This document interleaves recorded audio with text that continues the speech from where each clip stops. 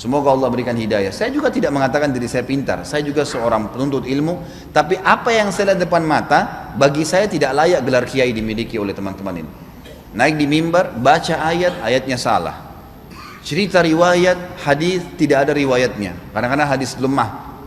Teriak-teriak seorang kiai di mimbar. Saya pernah sholat di salah satu masjid di Jakarta Timur ini. Kemudian saya sholat, lalu tiba-tiba dia naik di mimbar. Rasulullah SAW bersabda, di bulan Sya'ban disuruh naikkan nafkah buat istri. Ini dari mana hadisnya nih? Ibu-ibu sih senang saja, gitu kan. Allahu Akbar, Allahu Akbar. Maaf, di Indonesia gelar kiai ustadz ini murah. Ayahnya kiai, anaknya juga jadi wariskan kiai, walaupun bodoh. Ini salah ini. Ya mungkin. Maaf teman-teman yang sudah haji, Pak Haji tiba-tiba jadi alim. Dari mana nih?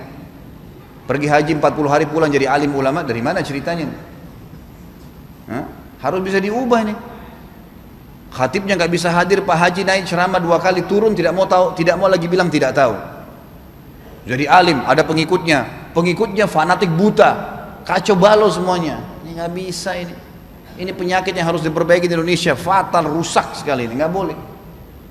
Imam Malik rahimahullah ditanya 57 pertanyaan, beliau jawab cuma 27, 30 nggak dijawab. Orang bertanya, wahai Imam, Anda Imam Malik, gurunya Imam Syafi'i ini, ulama besar terkenal. Bahkan sanad hadis, kalau Imam Malik meriwayatkan dari Nafi' dari Abdullah bin Umar dikenal dengan sanad emas dalam ilmu hadis. Pasti sahih. Ditanya, kenapa Anda cuma jawab sekian? Anda kan seorang alim ulama. Apa yang dia bilang? Apa kau mau nanti hari kiamat kau datang pada saat saya jawab asal jawab saja. Kamu datang hari kiamat mencekik leher saya di hadapan Allah lalu nuntut saya karena saya beritahukan yang saya tidak punya ilmunya? Enggak, saya enggak. Bila tidak tahu, tidak tahu. Sampai ulama mengeluarkan statement mengatakan tidak tahu setengah ilmu. Saya tidak tahu.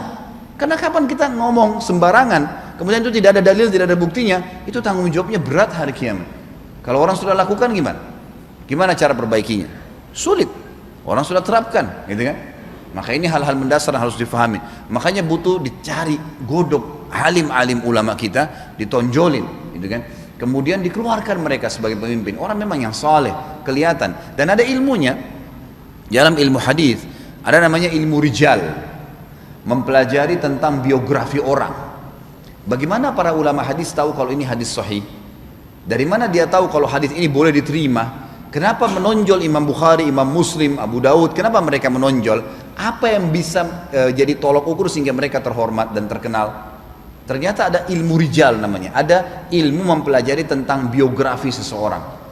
Caranya adalah dicari tahu siapa dia, lahir di mana. Kalau kita lihat buku seperti misalnya Syiar Alam Nubala, ada 43 jilid khusus bicara tentang biografi orang. Kita cari nama Abdullah, semua Abdullah ada di situ tuh. Abdullah dari zaman tabi'in, ya, zaman sahabat tertulis semua Abdullah bin Fulan, dari suku ini dia lahir di sini, itu namanya dijelaskan. Kemudian dicari tahu, gitu kan? Apa pendapat ulama tentang dia yang sezaman dengan dia, ulama-ulama yang bisa dijadikan sebagai rujukan bagaimana pendapatnya tentang mereka ini. Kemudian dicari tahu siapa gurunya dan siapa muridnya. Dia belajar sama siapa saja dan siapa muridnya. Maka ternyata menonjol tuh, ini si Fulan Abdullah ini ternyata gurunya dia adalah sahabat Nabi Ka'ab bin Malik misalnya. Oh ini tabi'in yang terkenal nih.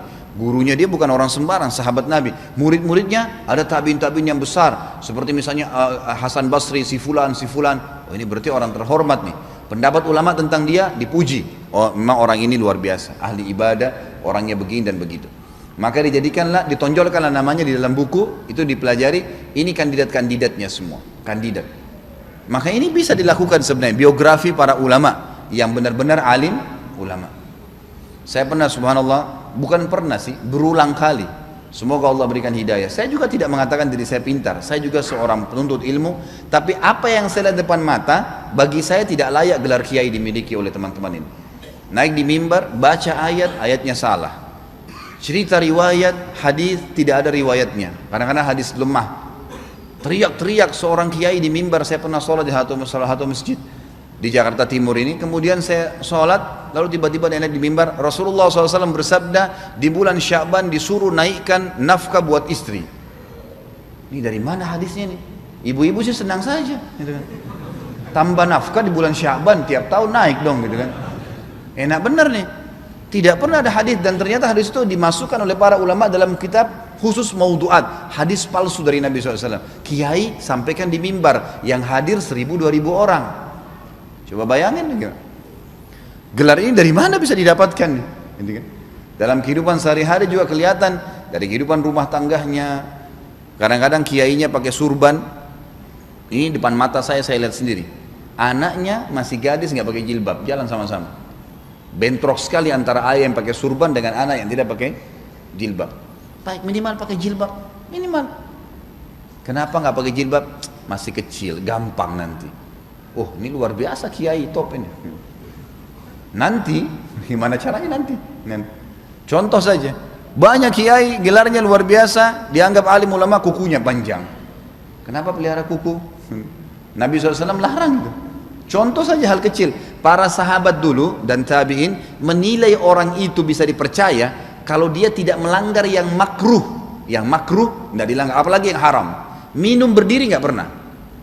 Kalau ada seorang ulama hadis minum berdiri atau makan berdiri, hadisnya dari sahih turun ke hasan. Turun langsung drop hanya karena melanggar yang makruh. Bagaimana dengan orang yang melanggar yang haram? Bagaimana dengan yang membiarkan keluarganya tidak pakai jilbab? Bagaimana dengan di rumahnya masih penuh dengan musik-musik? Tidak ada sesuatu yang bisa dijadikan sebagai tolak ukur, teman-teman sekalian.